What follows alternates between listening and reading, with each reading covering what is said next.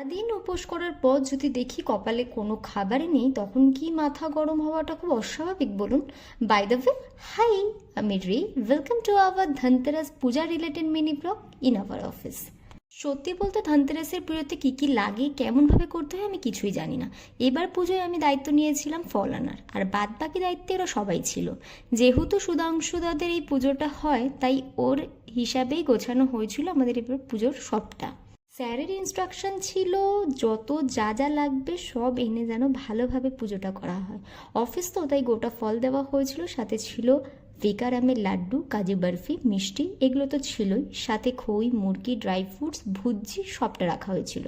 অফিসের সবাই আমরা উপোস করেছিলাম এবং ঠাকুরমশাই মেয়ে হিসাবে আমাকেই লক্ষ্মী মায়ের আরাধনা করতে বলেছিলেন, সেই মতন আমি সেটা করি।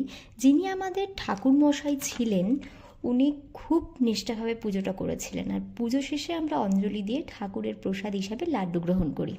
সত্যি কথা বলতে এবারের পুজোটা আমাদের অফিসের একেবারে মন ছুঁয়ে গেছিলো, শুধুমাত্রই ঠাকুরমশাইয়ের জন্য। পুজো মানেই একটা পজিটিভ ভাইব সবসময় দেয় এবং পুজো করতে সত্যি আমার খুব ভাল লাগে। তারপর অফিসের নিচে গিয়ে দেখি ধোসা অলরেডি শেষ। যেহেতু নিরামিষ দোকান ওই একটাই, তাই অগত্যাই চাটাই আমাদের লাস্ট অব্দি ভরসা ছিল।